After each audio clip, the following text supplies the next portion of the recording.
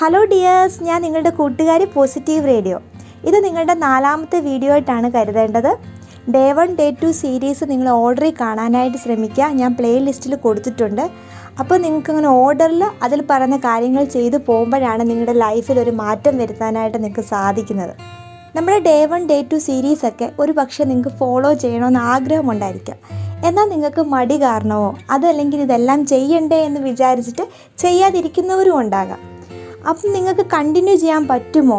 ഇങ്ങനെ ഓരോ ദിവസവും മുന്നോട്ട് ചെയ്യാൻ പറ്റിയില്ലെങ്കിൽ കാര്യമില്ലല്ലോ എന്നൊക്കെ വിചാരിച്ചിട്ട് ചെയ്യാതിരിക്കുന്നവരും ഉണ്ടാകും. നിങ്ങൾക്ക് ചെയ്യാൻ വേണ്ടിയിട്ടൊരു ടെക്നിക്ക് പറഞ്ഞു തരാനാണ് ഇന്ന് ഞാൻ വന്നിട്ടുള്ളത്. ഇതുവരെയും നിങ്ങൾ സ്റ്റാർട്ട് ചെയ്തിട്ടില്ലെങ്കിൽ ഇന്ന് തന്നെ സ്റ്റാർട്ട് ചെയ്യുക. നിങ്ങളുടെ ഫാമിലിയോടൊപ്പം സ്റ്റാർട്ട് ചെയ്യുക. നിങ്ങൾ ഈ ഒരു കാര്യം നമുക്ക് എല്ലാവർക്കും ഒരുമിച്ച് നമ്മുടെ ലൈഫിനെ ബെറ്റർ ആക്കാമെന്ന് നിങ്ങളുടെ ഫാമിലിയോട് നിങ്ങൾ പറയുക.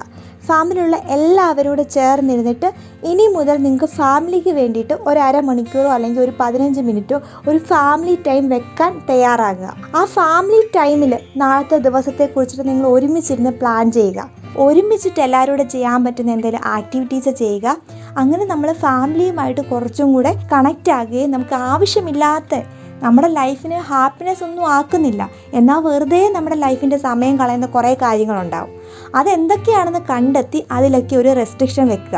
അതുപോലെ തന്നെ നിങ്ങൾ എല്ലാവരും കൂടി ഒരുമിച്ച് നിങ്ങളുടെ ലൈഫിനെ ബെറ്റർ ആക്കാൻ ശ്രമിക്കുമ്പോൾ ഒരാൾക്കൊരു ദിവസം ഒരു മടി വന്നാൽ പരസ്പരം മോട്ടിവേറ്റ് ചെയ്യണമെന്നുള്ള കാര്യം പറഞ്ഞു വെക്കുക.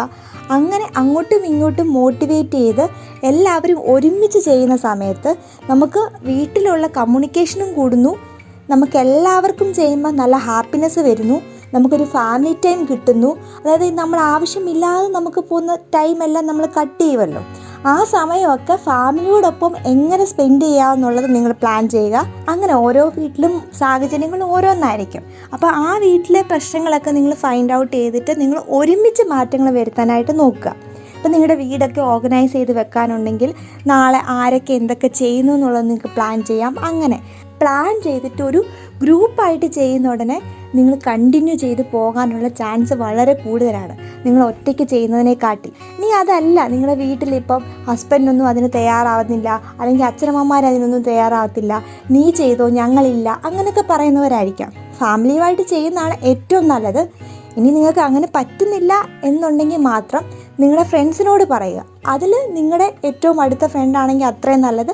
അതുമല്ലെങ്കിൽ ആരൊക്കെയാണോ ചെയ്യാൻ തയ്യാറാവുന്നത് അതിനുവേണ്ടി നിങ്ങൾ വേണമൊരു വാട്സപ്പ് ഗ്രൂപ്പ് ക്രിയേറ്റ് ചെയ്യുക. അപ്പം നിങ്ങൾ മുന്നോട്ടൊരു 20-21 ദിവസം ഇങ്ങനെ കണ്ടിന്യൂസ് ചെയ്തു പോകുമ്പം പിന്നെ നിങ്ങൾക്ക് ചെയ്യാനുള്ള മടി അങ്ങ് മാറും. ഈ സ്റ്റാർട്ടിങ്ങിൽ അത് ചെയ്ത് തുടങ്ങാനും കുറച്ച് ദിവസം അത് കണ്ടിന്യൂ ചെയ്ത് പോകാനുമാണ് ഏറ്റവും പ്രയാസം. അപ്പോൾ ഏതൊരു കാര്യം ഒറ്റയ്ക്ക് ചെയ്യുമ്പോഴാണ് നമ്മൾ ചിലപ്പോൾ അത് ഇടയ്ക്ക് വെച്ചിട്ട് നിർത്തി കളയാനുള്ള ചാൻസ് കൂടുന്നത്. അപ്പം നിങ്ങളെല്ലാവരും ഫാമിലിയോടൊപ്പം ചേർന്ന് ചെയ്യാനോ അതുമല്ലെങ്കിൽ നിങ്ങളുടെ ഫ്രണ്ട്സിനോടൊപ്പം ചേർന്ന് ചെയ്യാനോ ശ്രമിക്കുക. നിങ്ങൾ ഇതുവരെയും സ്റ്റാർട്ട് ചെയ്തിട്ടില്ലെങ്കിൽ ഇന്ന് തന്നെ നമ്മുടെ ഡേ 1 കണ്ടു തുടങ്ങുക. നിങ്ങൾക്ക് നിങ്ങളുടേതായ മാറ്റങ്ങളോ എന്തെങ്കിലുമൊക്കെ ചേഞ്ചസോ ഒക്കെ വരുത്തണമെങ്കിൽ അതൊക്കെ നിങ്ങൾക്ക് വരുത്താം. നിങ്ങൾ ഒരു സ്റ്റെപ്പ് പോലും വെച്ചിട്ടില്ലെങ്കിൽ ഇന്ന് തന്നെ ഒരു തീരുമാനമെടുക്കുക. അതിന് വേണ്ടിയിട്ടുള്ള ആക്ഷൻ തുടങ്ങുക.